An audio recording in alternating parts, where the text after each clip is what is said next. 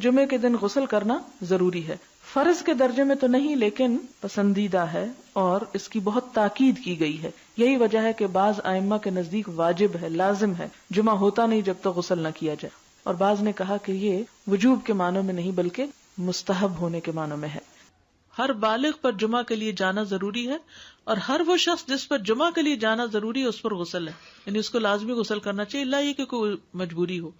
تو آپ اپنا اسکیڈول اس طرح بنائیں نا کہ جیسے اگر آپ ہر روز نہاتے ہیں پھر تو کوئی مسئلہ نہیں، لیکن اگر آپ ایک دن چھوڑ کے ایک دن نہاتے ہیں تو آپ پھر اس طرح اسکیڈول کریں کہ جیسے آپ منڈے کو نہائے، پھر وینسڈے کو نہائے، پھر جمعے کو نہائے، پھر آپ سیٹرڈے سنڈے اگر نہیں بھی نہاتے پھر منڈے.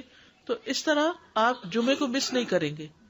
یہ نہیں کہ جمعرات کو نہا کے جمعہ کو چھوڑ دیا یا جمعہ چھوڑ کے ہفتے کو نہائے، ایسا نہیں کرنا چاہیے. نبی صلی اللہ علیہ وسلم نے فرمایا اذا جاء احدکم الجمعۃ فلیغتسل، کہ جب تم میں سے کوئی جمعہ پڑھنے کے لیے آئے تو چاہیے کہ غسل کر لے، یعنی کوئی بھی.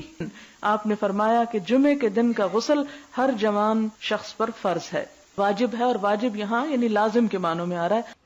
علماء نے غسل کے حکم کے بارے میں اختلاف کیا. بعض تو کہتے ہیں یہ واجب ہے یعنی فرض کے درجے میں ہے، اور جمہور علماء یہ کہتے ہیں کہ مستحب ہے، پسندیدہ ہے، افضل عمل ہے.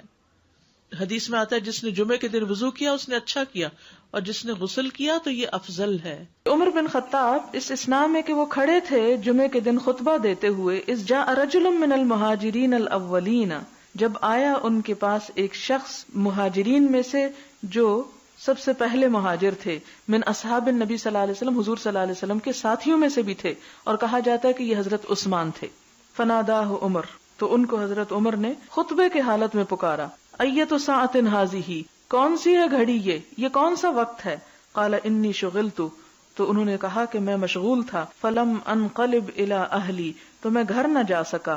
حتی سمعت التاذین، یہاں تک کہ میں نے آذان سن لی یعنی جمعے کی.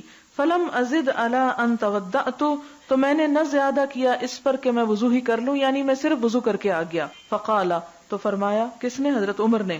والوضوء ایضا، اور وضو ہی بس.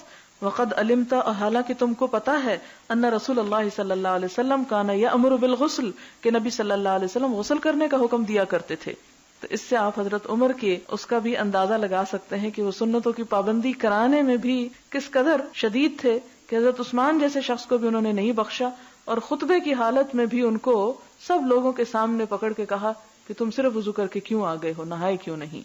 نہانا، خوشبو لگانا، مسواک کرنا، تینوں ہی لازم ہے. اور چونکہ یہ تینوں ایک جگہ پر آ گئی، اس سے یہ پتا چلتا ہے کہ یہ جو غسل ہے یہ اس طرح واجب نہیں آتا کہ جو فرض کے درجے میں ایک طرح سے آ جاتا ہے، بہت ضروری، یعنی بہت پسندیدہ ہے، بہت اس کی تاکید کی گئی. لیکن اگر کوئی کسی وجہ سے نہیں کر سکا تو وہ ایسا نہیں کہ جیسے کسی نے فرض نماز چھوڑ دی ہو.